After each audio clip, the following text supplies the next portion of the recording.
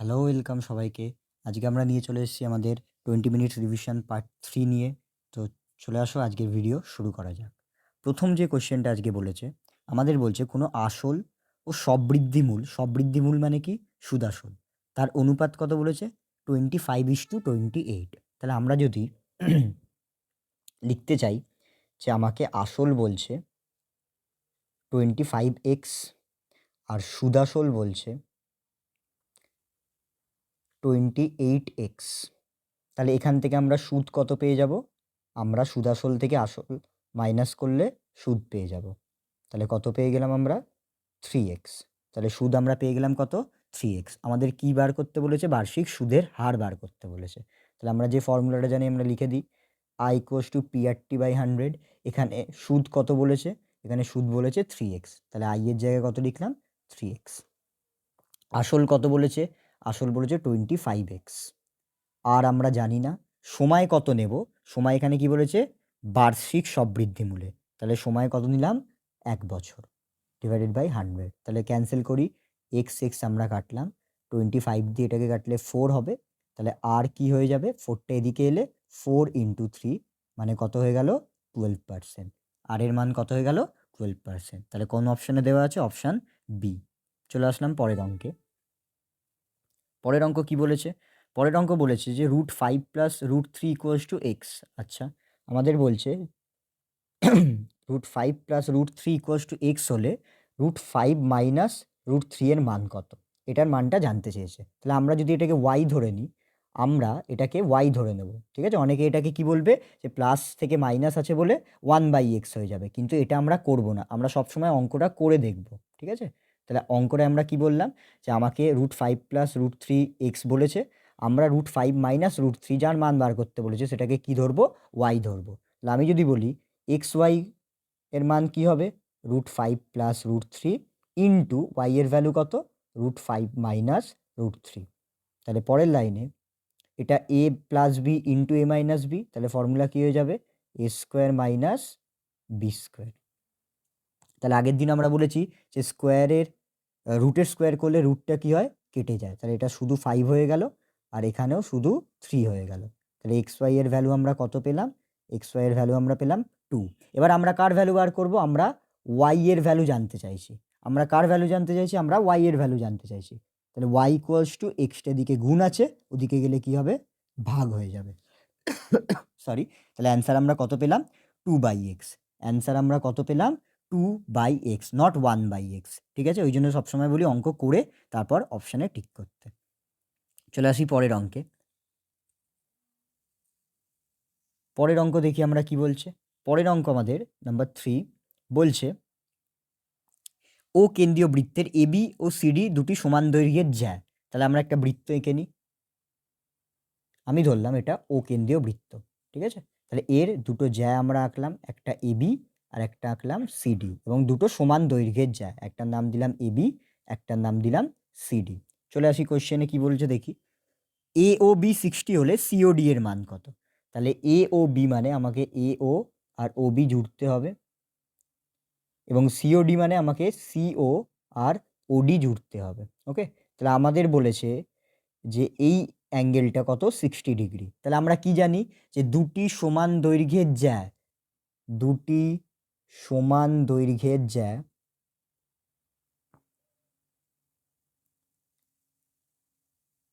কেন্দ্রে সমান কোণ উৎপন্ন করে। কেন্দ্রে কি করে?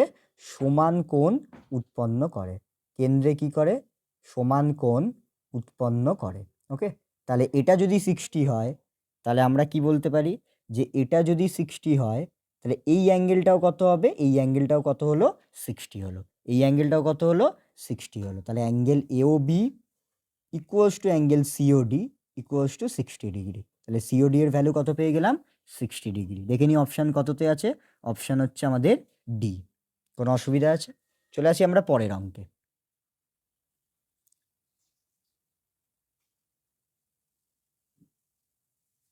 নাম্বার 4 দেখি আমরা।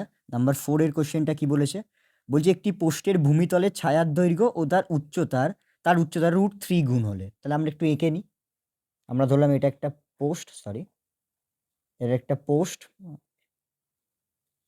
আর এটা হচ্ছে তার ছায়ার দৈর্ঘ্য। ওকে, আমরা নাম দিয়ে দিই এবি, আর এটার নাম দিলাম সি। আমাকে উন্নতি কোণটা জানতে বলেছে, তার মানে আমাকে এটা জানতে বলেছে, এটাকে আমি থিটা নিয়ে নিলাম। ওকে, এবিকে আমরা কি লিখছি? এবি হচ্ছে পোস্টের দৈর্ঘ্য, এবি কি পোস্টের দৈর্ঘ্য, আর বিসি কি? বিসি হচ্ছে ছায়ার দৈর্ঘ্য। ঠিক আছে, তাহলে এখানে আমরা কোশ্চেনটা খুব ভালো করে পড়বো। কোশ্চেন আমাকে কি বলেছে যে ছায়ার দৈর্ঘ্য কার √3 গুণ উচ্চতার, কার √3 গুণ পোস্টের দৈর্ঘ্য মানেই পোস্টের উচ্চতা, তাহলে যার গুণ বলবে সেটাকে আমরা এক্স ধরে নিই। আমরা কোনটাকে এক্স ধরলাম? আমরা এবিকে এক্স ধরলাম। তাহলে ছায়ার দৈর্ঘ্য কি বলেছে? উচ্চতার √3 গুণ, উচ্চতার √3 গুণ, তাহলে এক্স ইন্টু √3 মানে x√3। এবার আমাদের কোনটা বার করতে বলেছে? থিটা। তাহলে এখানে আমরা এই ত্রিভুজের এবি হচ্ছে লম্ব, বিসি হচ্ছে ভূমি, তাহলে আমরা কি জানি যে ট্যান থিটা ইকুয়ালস টু লম্ব বাই ভূমি, এটা আমরা জানি। তাহলে ট্যান থিটা ইকুয়ালস টু এবির জায়গায় আমরা কত লিখবো? এক্স লিখবো। বিসির জায়গায় আমরা কত লিখবো? x√3 লিখবো। তাহলে এক্স এক্স ক্যান্সেল হলে 1/√3। আচ্ছা, 1/√3 ট্যান কতর মান? ট্যান 30-র মান। ওকে, সবাই আমরা জানি। তাহলে ট্যান ট্যান ক্যান্সেল হয়ে গেল, থিটার মান আমরা কত পেয়ে গেলাম? 30 ডিগ্রি পেয়ে গেলাম। থিটার মান আমরা কত পেয়ে গেলাম? 30 ডিগ্রি পেয়ে গেলাম। তাহলে অপশান কততে চলে এলো? Option A. কি বললাম বোঝা গেল? চলে আসি নেক্সট অঙ্কে। যাদের অসুবিধা হবে তারা একটু ভিডিওটা রিভাইন্ড করে দেখে নিও। চলে আসি পরের অঙ্কে, নাম্বার 5। দেখা যাক নাম্বার 5-এ কি বলেছে। এই অঙ্কটা খুব ভালো করে বুঝবো। একটি ঘনকের সমগ্র তলের ক্ষেত্রফল এস। তাহলে একটা ঘনকের আমি ধরলাম বাহু হচ্ছে এ, তাহলে সমগ্র তলের ক্ষেত্রফল এস বলেছে, তাহলে সমগ্র তলের ক্ষেত্রফলের ফর্মুলা কি? 6a²। কেন? একটা ঘনকের 6টা তল হয় আমরা জানি। এবং কর্ণের দৈর্ঘ্যকে ওরা কি বলেছে? কর্ণের দৈর্ঘ্যকে ওরা ডি বলছে। তাহলে আমরা ডি ইকুয়ালস টু কি লিখতে পারি? a√3 বা √3a-ও লিখতে পারে। কেন? কর্ণের দৈর্ঘ্যের ফর্মুলা কি? √3 ইন্টু বাহু। ওকে, কর্ণের দৈর্ঘ্যের ফর্মুলা কি? √3 ইন্টু বাহু। তাহলে এখান থেকে আমরা কি বলতে পারি? এখান থেকে আমরা a ইকুয়ালস টু √3-কে যদি এদিকে পাঠাই তাহলে d/√3 পেয়ে যাব। আমরা যদি বলি a ইকুয়ালস টু √3 এদিকে এলো, তাহলে d/√3 হলো। তাহলে যদি আমি এখান থেকে a স্কোয়ারের ভ্যালুটা বার করি, তাহলে এদিকেও d/√3 এর স্কোয়ার করতে হবে আমাকে। তাহলে d এর স্কোয়ার করলে কত হবে? d square. আর রুটের স্কোয়ার করলে রুটটা জাস্ট কেটে যাবে। তাহলে a স্কোয়ারের ভ্যালু কত পেয়ে গেলাম আমরা? d²/3। তাহলে a স্কোয়ারের ভ্যালু কত পেয়ে গেলাম আমরা? d²/3। এই ভ্যালুটা আমরা কি করব? এই ভ্যালুটা আমরা এখানে পুট করব। এখানে a স্কোয়ারের জায়গায় আমরা কোন ভ্যালুটা পুট করব? এই যে d²/3 ভ্যালুটা পুট করছি। তাহলে লিখে দিলাম d²/3। তাহলে 3 আর এটা ক্যান্সেল হয়ে গেল।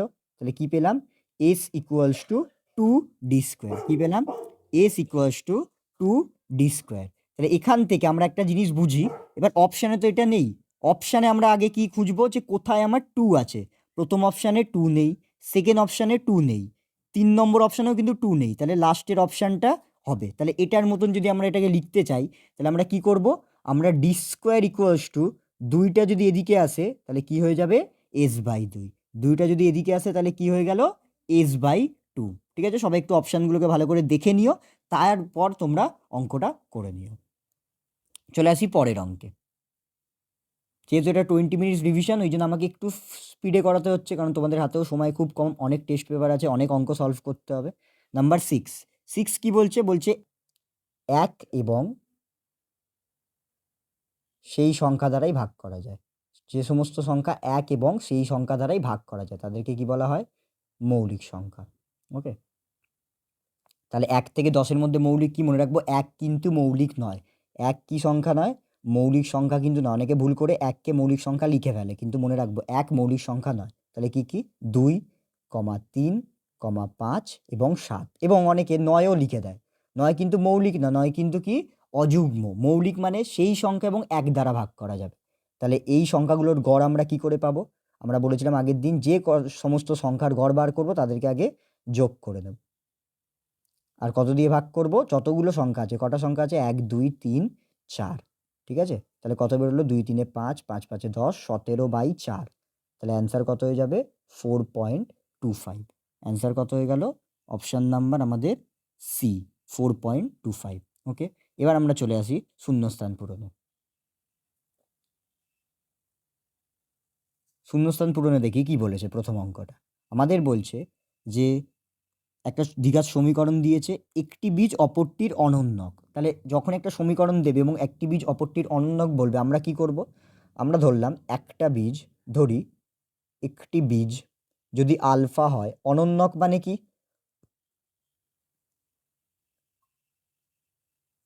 অনন্যক মানে হচ্ছে উল্টো। তাহলে আরেকটা কি হবে? 1/α। একটা যদি আলফা হয় তাহলে একটা কি হবে? 1/α। এবার এদের আমাকে কি বলেছে? এদের গুণফল আমরা কি করব? আমরা সবসময় না, যখনই অনন্যক দেবে, মাথায় রাখবো, যখনই আমাকে কোশ্চেনে অনন্যক দেবে আমরা কি বার করার চেষ্টা করব? বীজদ্বয়ের গুণফল। কথা হচ্ছে কেন? আমরা যদি এই দুটোকে গুণ করি, আমরা যদি বীজদ্বয়ের গুণফল করি, আলফা ইন্টু 1/α করলে আলফা আলফা ক্যান্সেল হয়ে যাবে। তাই জন্য আমরা সব সময় অনন্যক বললে কি করব? বীজদ্বয়ের গুণফল বার করব। ঠিক আছে? সব সময়। আচ্ছা, বীজদ্বয়ের গুণফলের ফর্মুলা কি? সেটা হচ্ছে c/a। তাহলে c কোনটা হবে? আচ্ছা, আমি একবার সমীকরণটা লিখে নিই। 3x² - 10x plus m plus 1 equals to 0। তাহলে c কোনটা হয়? যেটা সমীকরণের ধ্রুবক পদ হয়, মানে যার সাথে x থাকে না। c কোনটা হয়? যার সাথে x নেই। তাহলে c এর জায়গায় এখানে আমরা কোনটা লিখলাম? m plus 1। আর a মানে কোনটা? a মানে হচ্ছে x² সহগ। a মানে কি? x² সহগ, মানে x² সাথে কে আছে? তাহলে কত আছে এখানে? 3 আছে। ওকে, তাহলে আমরা যদি পরের লাইনে লিখি, তাহলে আমরা লিখতে পারবো m প্লাস 1 ইকুয়ালস টু, 3টা এদিকে গুণ হয়ে গেল, তাহলে 3 1 যা 3। তাহলে m ইকুয়ালস টু কত হলো? 3 প্লাস 1টা ওদিকে গেল, -1, তাহলে কত হয়ে গেল? 2। তাহলে m এর ভ্যালু কত হয়ে গেল? 2। তাহলে এখানে আমরা লিখে দিলাম m ইকুয়ালস টু কত? 2। ঠিক আছে, চলে আসি আমরা পরের অঙ্কে। পরের অঙ্ক কি বলছে দেখি। পরের অঙ্কে বলেছে চক্রবৃদ্ধি সুদের ক্ষেত্রে প্রতি বছর বার্ষিক সুদের হার। আচ্ছা, চক্রবৃদ্ধি সুদের ক্ষেত্রে সুদের হারটা কি কখনো চেঞ্জ হয়? সুদের হারটা কি কখনো চেঞ্জ হয়? কথা হচ্ছে না, সুদের হার কি থাকে? সমান বা অপরিবর্তিত থাকে। সমান বা অপরিবর্তিত থাকে, মানে সুদের হার প্রত্যেক বছর একই থাকে। যদি 10% চক্রবৃদ্ধি সুদের হয়, প্রত্যেক বারে 10% করেই হবে। কিন্তু কোনটা চেঞ্জ হতে থাকে? চেঞ্জ হতে থাকে সমূল চক্রবৃদ্ধি আর সুদের পরিমাণ। চেঞ্জ কোনটা হয়? সমূল চক্রবৃদ্ধি এবং সুদের পরিমাণটা। কারণ প্রত্যেকবারে কোনটা বাড়তে থাকে? সুদের পরিমাণটা বাড়তে থাকে। ঠিক আছে, কিন্তু কোনটা ফিক্স থাকে বা কোনটা সমান বা অপরিবর্তিত থাকে? সেটা হচ্ছে সুদের হার। তাহলে এখানে আমরা কি লিখবো? আমাদের বলেছিল সুদের হার সমান থাকে বা অপরিবর্তিত থাকে। ঠিক আছে, কেউ যে কোনো একটা লিখতে পারে। চলে আসি আমরা পরের অঙ্কে। অপরিবর্তিত লিখলে বেশি ভালো হয়। নাম্বার 3, 3 নম্বর কোশ্চেন কি বলছে? 3 নম্বর কোশ্চেন বলছে একটি বৃত্তের কেন্দ্র থেকে বৃত্তের ব্যাসের ওপর লম্ব দূরত্ব। তাহলে আমরা যদি একটা আঁকি, একটা বৃত্ত, এটা এর কেন্দ্র এখানে। আচ্ছা, কেন্দ্র থেকে যদি আমরা ব্যাসের ওপরে, কেন্দ্র থেকে যদি আমরা ব্যাসের ওপরে, ব্যাস মানে হচ্ছে এই যে এই লাইনটা, ব্যাস হচ্ছে কেন্দ্রগামী জ্যা, সেটাই হচ্ছে ব্যাস। তাহলে এই কেন্দ্র থেকে, কেন্দ্র থেকে কি এই জ্যায়ের ওপর কোনো লম্ব দূরত্ব টানা যাবে? কথা হচ্ছে না, কারণ কেন্দ্রটা জ্যায়ের ওপর, সরি ব্যাসের ওপর অবস্থিত। কেন্দ্রটা কার ওপর অবস্থিত? ব্যাসের ওপর অবস্থিত। তাই জন্য এখানে কিন্তু কোনো লম্ব দূরত্ব থাকবে না। তাহলে লম্ব দূরত্ব কত হবে?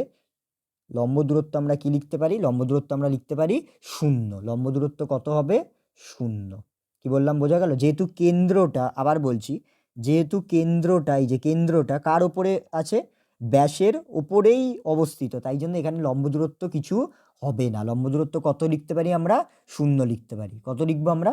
0 লিখবো। ঠিক আছে, চলে আসি পরের অঙ্কে। নাম্বার 4, দেখা যাক 4 নম্বর অঙ্ক আমাদের কি বলছে। 4 নম্বর অঙ্কে আমাদের বলেছে পি ও কিউ পরস্পর পূরক কোণ হলে সাইন পি এর মান কত? আমরা জানি পূরক কোণ মানে কি।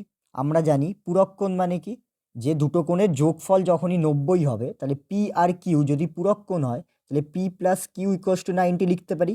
পূরক কোণ মানে 90 ডিগ্রি, এবং পরস্পর পূরক মানে দুটো কোণের সমষ্টি হতে হবে 90 ডিগ্রি। ওকে, তাহলে এখান থেকে আমরা কি পাবো? আমাকে সাইন পি বলেছে। তাহলে আমি যদি এখান থেকে পি এর মানটা বার করি, 90 মাইনাস কিউ হয়ে যাবে, হ্যাঁ কি না?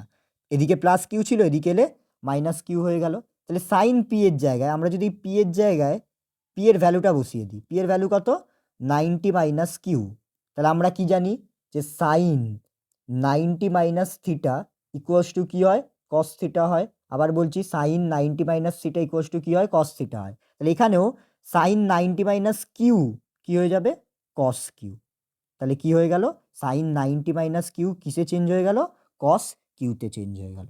ওকে, তাহলে এখানে আমরা লিখে দিই শূন্যস্থানে, আগেরটা ছিল 0 আর এটা হয়ে গেল কস কিউ।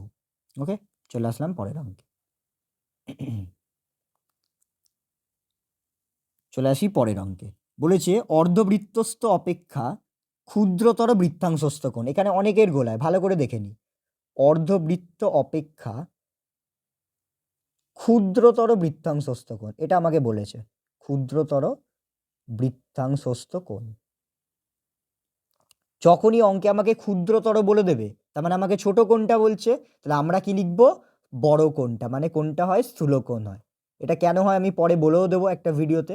এখন জেনে রাখি, যখনই আমাকে ক্ষুদ্রতর বলবে আমি কোনটা লিখবো, আমাকে ছোট বললে আমি বড়টা লিখবো। তাহলে যদি আমাকে বলে বৃহত্তর বৃত্তাংশস্থ কোণ, যদি আমাকে এই কোশ্চেনটাই বলতো বৃহত্তর বৃত্তাংশস্থ কোণ, তাহলে এখানে যখন আমাকে বড় কোণটা জানতে চাইবে, এখানে যখন আমাকে বড় কোণটা জানতে চাইবে, আমরা কোন কোণটা লিখবো, ছোট কোণটা লিখবো, মানে সূক্ষ্ম কোণ। কি বললাম বোঝা গেল? এই কোশ্চেন অনেকের গোলায়, একদম গোলাবে না। যখন আমাকে ছোট কোণটা জানতে চাইবে, ক্ষুদ্রতর, তখন আমরা কোনটা লিখবো, বড়, মানে স্থূলকোণ। আমরা জানি স্থূলকোণ 90 থেকে বড় হয়।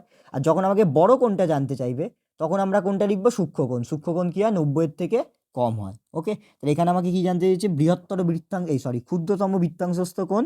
তাহলে আমরা কি লিখলাম, স্থূলকোণ। আমরা কি লিখে দিলাম এখানে, স্থূলকোণ। ওকে, চলে আসি পরের অঙ্কে। দেখা যাক পরের অঙ্কটা কি বলেছে। পরের অঙ্ক আমাদের বলছে যে রাশিগুলির মধ্যমা কত।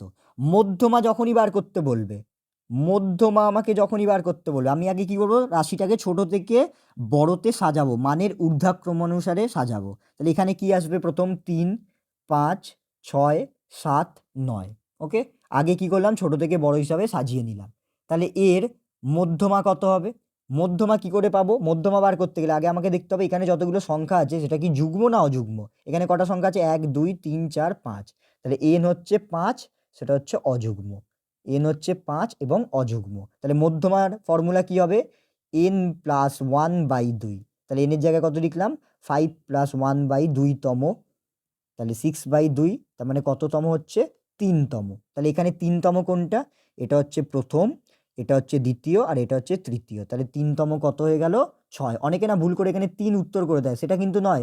3তম, 3তম মানে আমাকে ওপরে আবার তথ্য দেখতে হবে যে 3 নম্বর সংখ্যা কোনটা হচ্ছে। ঠিক আছে, তাহলে উত্তর কত বেরোলো, 6। আমি আবার বললাম এখানে অনেকে ভুল করে কিন্তু 3 লিখে দেয়, সেই ভুলটা আমরা পরীক্ষায় করব না। ঠিক আছে, চলে আসি পরের অঙ্কে। পরের অঙ্কটা কি বলছে দেখি। এবার চলে আসি সত্য মিথ্যা। বলেছে বার্ষিক R/2% হারে টুপি টাকা টি বছরে সুদ আসলে এত টাকা হবে কিনা দেখায়। তাহলে আমার সুদ আসলের ফর্মুলা কি, সুদ আসল বার করতে গেলে কি কি লাগবে, আসল প্লাস সুদ। সুদ আসলের ফর্মুলা কি, আসল প্লাস সুদ। তাহলে আমরা আসল কত জানি, আসল এখানে আমাকে বলেছে টুপি। তাহলে সুদটা আমরা ক্যালকুলেট করে দেখি যে কত আসছে। তাহলে আমরা যদি পাশে সুদটা ক্যালকুলেট করি, সুদের ফর্মুলা কি, P/100। কিন্তু এখানে তো আর পি নয়, এখানে পি কে কি দিয়ে ডিনোট করেছে, 2p দিয়ে। এবং আর কে ওরা কত বলেছে, আর কে ওরা বলেছে R/2। তাহলে আমরাও আর এর জায়গায় কত লিখলাম, R/2। ঠিক আছে, এবং টি কত বলেছে, টি কে ওরা টি রেখেছে। ওকে, তাহলে আমরাও টি কে টি রাখলাম, নিচে একটা 100 হবে। ঠিক আছে, 2 2 ক্যান্সেল হয়ে গেল। তাহলে এখান থেকে ক্যালকুলেট করলে ওপরে কি থাকলো, P/T, আর নিচে কি থাকলো, 100। তাহলে সুদ কত হয়ে গেল, P/100। তাহলে ওরা কি দিয়েছে, ওরাও এটাই দিয়েছিল, 2p + P/100। তাহলে এটা সত্য, এটা কি হয়ে গেল, সত্য হয়ে গেল। ঠিক আছে, চলে আসি পরের অঙ্কে। 2 নম্বর অঙ্ক কি বলেছে দেখি। 2 নম্বর অঙ্ক আমাকে বলেছে √3 - 2 এর অনুবন্ধীকরণী। মনে রাখবো অনুবন্ধীকরণী কি, অনুবন্ধীকরণী যখনই জিজ্ঞাসা করবে আমরা কি করব, সব সময় রুটের সাইনটা চেঞ্জ করব। মানে এর অনুবন্ধীকরণী কি হবে, এখানে √3 প্লাসে আছে, তাহলে মাইনাস হয়ে যাবে, -2টা যেমন আছে রেখে দেবো। এর অনুবন্ধীকরণী কি হবে, অনুবন্ধীকরণী মানে কার সাইন চেঞ্জ করব, রুটের সাইন চেঞ্জ করব। এটা মাথায় রাখবো, কার সাইন চেঞ্জ করব, রুটের সাইন চেঞ্জ করব। তাহলে √3 - 2 এর রুটের সাইন ছিল প্লাস, তাহলে আমরা কি করে দিলাম, মাইনাস। কিন্তু ওরা আমাকে কোনটা বলেছে, ওরা আমাকে বলেছে এর অনুবন্ধীকরণে √3 + 2। এটা কি হবে, কারণ এখানে কি সাইনটা চেঞ্জ হচ্ছে রুটের, না, ওরা আমাকে বলেছিল √3 - 2 এর অনুবন্ধীকরণই এটা। আমরা বলেছি কি রুটের সাইন এখানেও প্লাস আছে এখানেও প্লাস আছে, তাহলে এটা কি হবে না, অনুবন্ধীকরণই হবে না। তাহলে এর অনুবন্ধীকরণে কি হবে, রুটের সাইনটা মাইনাস হয়ে যাবে। ঠিক আছে, -2 যেমন আছে তেমন থেকে যাবে। তাহলে এটা কি হয়ে যাবে, এটা হয়ে যাবে মিথ্যা বা ফলস। এটা হয়ে গেল ফলস। ঠিক আছে, চলে আসি পরের অঙ্কটায়। অনুবন্ধীকরণের ক্ষেত্রে বারবার মনে রাখবো রুটের আগের সাইনটা ধরে চেঞ্জ করে দেবো, অঙ্ক শেষ। পরেরটা হচ্ছে 7 সেমি আর 3 সেমি ব্যাসার্ধ বিশিষ্ট দুটো বৃত্ত আছে। তাহলে আমি একটা এঁকে নিই, একটা 7 সেমি এবং কি করছে, তারা দুজন বহিঃস্পর্শ করছে। তারা দুজন কি করছে, একে অপরের সাথে বহিঃস্পর্শ করছে। ঠিক আছে, বহিঃস্পর্শ করছে। তাহলে এর ব্যাসার্ধ কত, এর ব্যাসার্ধ হচ্ছে 3 সেমি এবং এর ব্যাসার্ধ কত হচ্ছে 7 সেমি। তাহলে আমাকে কি বার করতে বলেছে, এদের কেন্দ্রদ্বয়ের মধ্যে দূরত্ব। আচ্ছা, এর কেন্দ্র এ, এর কেন্দ্র বি হলে এ যদি 7 হয়, বি যদি, এখানে আমি একটা নাম দিয়ে দিলাম ও, তাহলে এ ও যদি 7 হয়, এ ও যদি 7 হয় আর ও বি যদি 3 হয়, তাহলে পুরোটা কত হবে? তাহলে আমি যদি এ বি বার করতে চাই আমাকে কি কি যোগ করতে হবে, এ ও প্লাস ও বি। তাহলে এ ওর ভ্যালু কত 7, ও বির ভ্যালু কত 3, তাহলে অ্যান্সার কত হলো 10 সেমি। তাহলে অ্যান্সার কত হয়ে যাচ্ছে 10 সেমি। ওকে, তাহলে এখানে আমরা লিখে দিলাম কেন্দ্রদ্বয়ের মধ্যে দূরত্ব কত হবে 10 সেমি। ওরা কত বলেছে 4, তাহলে এটাও কি হবে, এটাও ফলস হয়ে যাবে। এটাও কি হয়ে যাবে, ফলস হয়ে যাবে। ওকে, চলে আসি পরের অঙ্কটায়। পরের অঙ্কটা আমাদের কি বলছে, যে সূর্যের উন্নতি কোণ 45 ডিগ্রি হলে কোনো পোস্টের দৈর্ঘ্য ছায়ার দৈর্ঘ্য সমান হবে। আচ্ছা, তাহলে আমরা একটা আঁকা আঁকলাম।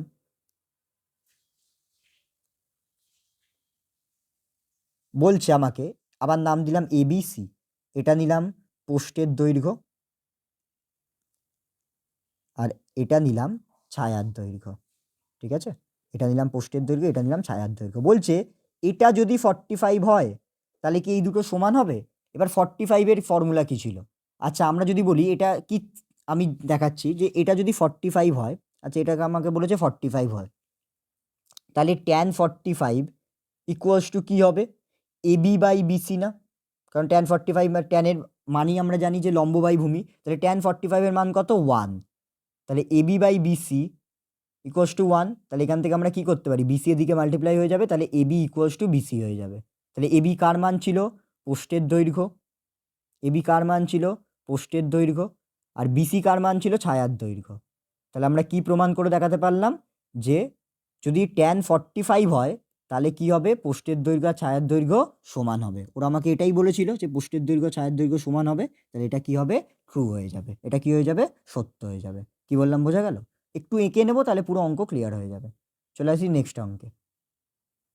পরের অঙ্কটা দেখি কি বলেছে। পরের অঙ্কটা বলেছে 2√6 সেমি বাহু বিশিষ্ট দুটি ঘনক পাশাপাশি রাখলে। আচ্ছা, ঘনক আমি একটু সিম্পল আঁকাটা আঁকছি। ঠিক আছে,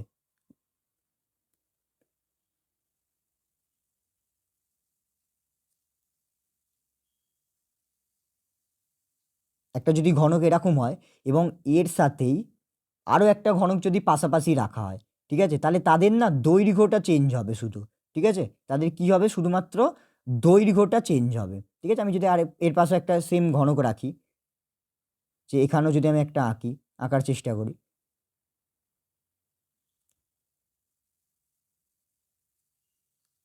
সরি,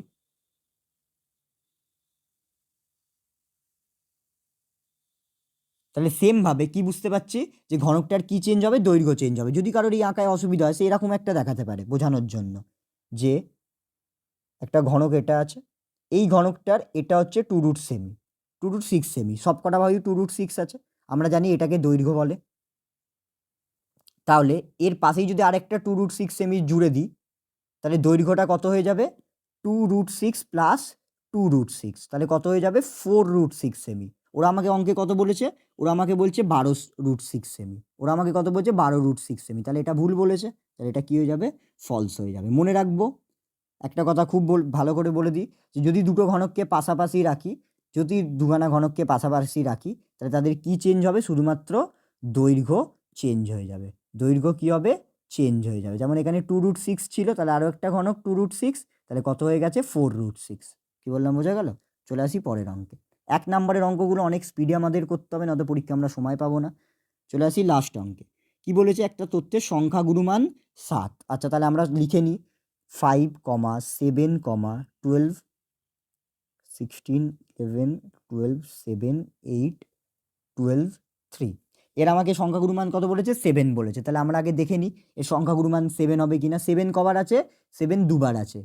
আর 12 কতবার আছে? একবার, দুবার, তিনবার। তাহলে এই তথ্যের সংখ্যাগুরু মান কোনটা হওয়া উচিত? এই তথ্যের সংখ্যাগুরু মান 12 হওয়া উচিত। কেন? 12 তিনবার আছে। আর 7 কবার আছে? 7 দুবার আছে। তাহলে আমরা কি জানি? যেটা বেশি বার থাকবে সেটাই আমাদের সংখ্যাগুরু মান হবে। তাহলে লাস্টেরটাও কি হয়ে গেল? ফলস হয়ে গেল। ঠিক আছে? আশা করি সবাই বুঝতে পেরেছো। আমরা কালকে নিয়ে চলে আসবো এরই পার্ট 4। ওকে?